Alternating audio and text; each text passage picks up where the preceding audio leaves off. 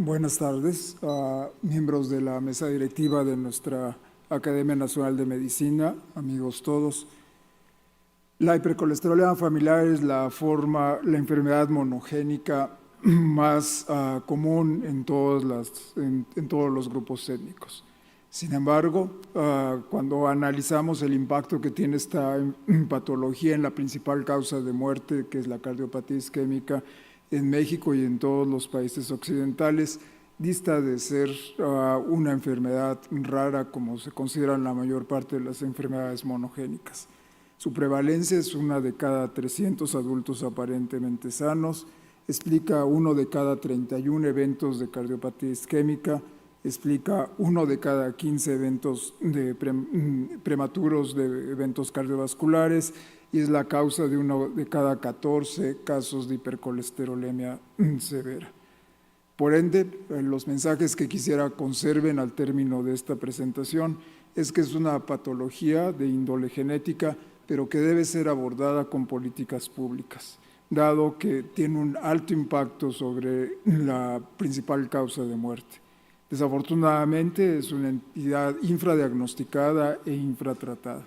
Y para su diagnóstico, si bien la genética ha sido fundamental en su entendimiento, se requieren herramientas básicas que están al alcance de cualquier clínico.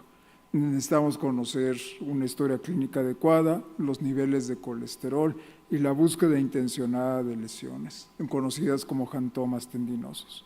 Su diagnóstico implica la búsqueda de familiares afectados, intervenciones específicas propias de toda enfermedad genética y un tratamiento prolongado que ha demostrado evita la mortalidad, logrando quizás uno de los éxitos más notables que tiene la medicina moderna, que es normalizar la expectativa de vida de una patología que antes tenía como expectativa de vida a los 40 años.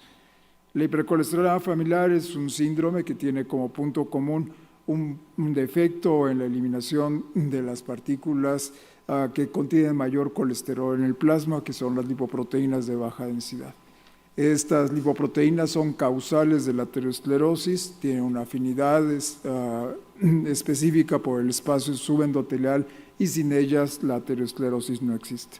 Se han demostrado 5 genes relacionados a esta condición, de los cuales 3 son los más importantes: el receptor de LDL, que es el ligando natural por el cual son eliminadas estas partículas, la polipoproteína B, que es la proteína que les da la estructura a las LDL y que es reconocida por el receptor, y una enzima que regula el número de receptores LDL en la superficie, conocida como PCSK9.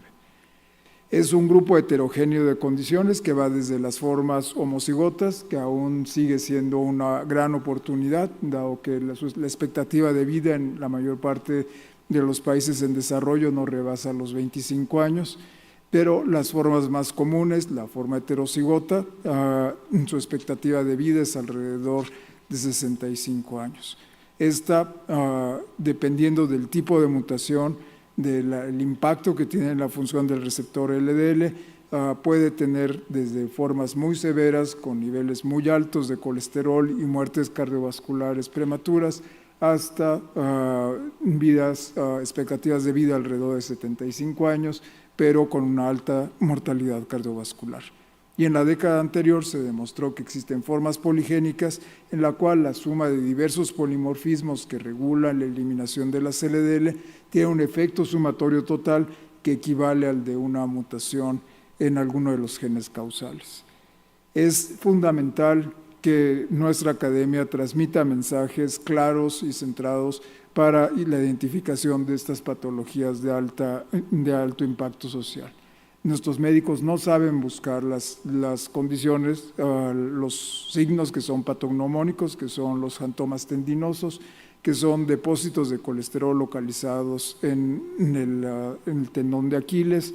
No piensan en la condición a pesar de encontrar un nivel extremo de colesterol, ni buscan de manera intencionada a los familiares afectados.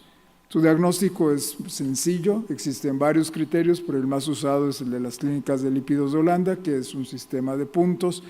En la práctica, el encontrar un nivel de colesterol elevado, un LDL arriba de 160, más la identificación de un jantoma tendinoso, suma 9 puntos, lo cual hace un diagnóstico definitivo de la hipercolesterolemia familiar.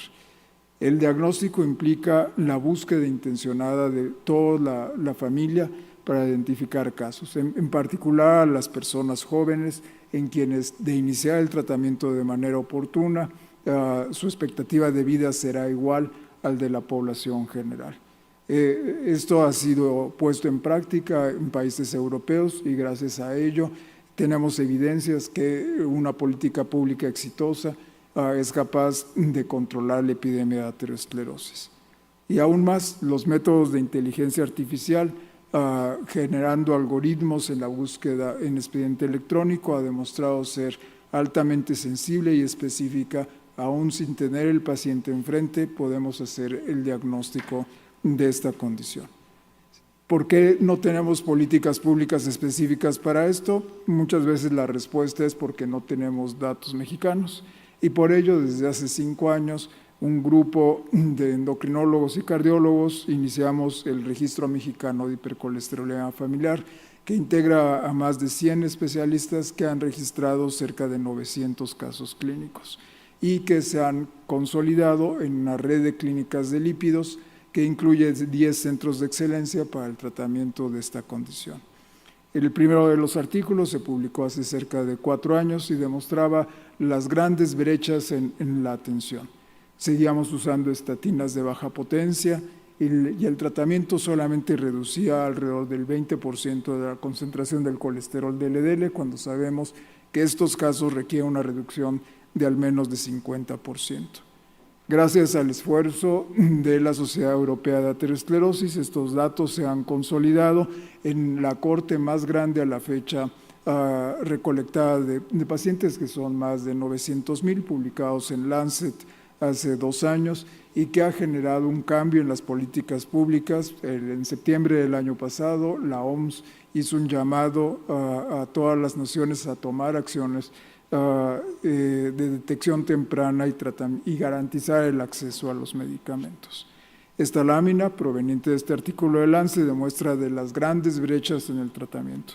Se diagnostica tarde, generalmente después de los 40 años, viene acompañada de otras patologías como la hipertensión arterial y la diabetes, y aún en países desarrollados, menos de la mitad de los casos alcanzan las metas de tratamiento.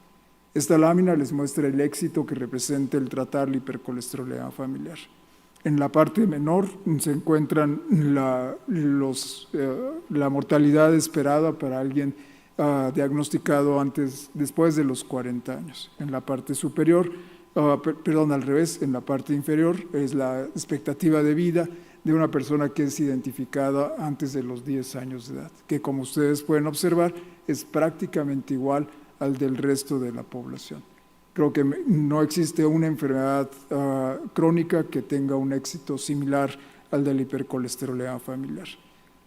Por eso, los sistemas de salud deben de tener los medicamentos que garanticen la protección contra la muerte cardiovascular temprana.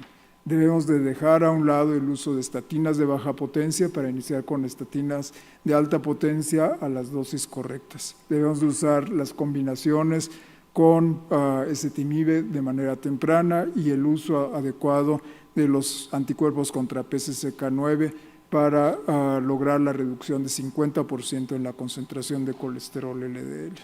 Esto afortunadamente ya existe en nuestros catálogos del sistema de salud en la mayoría de las instituciones. Sin embargo, la falta de educación de los profesionales de la salud y de la población en general hace que los recursos no sean usados de la manera adecuada. En suma, la hipercolesterolemia familiar está llena de paradojas. Ha sido un éxito. Gracias a su estudio se han obtenido 2 premios Nobel. La PCSK9 es, hasta antes de la vacuna de COVID, el primer blanco terapéutico que en menos de 10 años se identifica la molécula y se cuenta con un fármaco que previene enfermedad cardiovascular. Es el blanco terapéutico en el cual ahora tenemos medicamentos como agentes antisentido contra PCSK9 que administrados cada 6 meses reduce enfermedad cardiovascular y está en proceso una vacuna anti-LDLs que se espera sirva como de manera administrada en la adolescencia para prevenir las consecuencias de este padecimiento. Sin embargo, la realidad es muy diferente. La mayor parte de los pacientes son diagnosticados tarde y fallecen de manera temprana. Se requieren acciones políticas específicas que protejan y hagamos uso de la mejor evidencia posible para prolongar la vida de estos casos. Muchas gracias por su atención.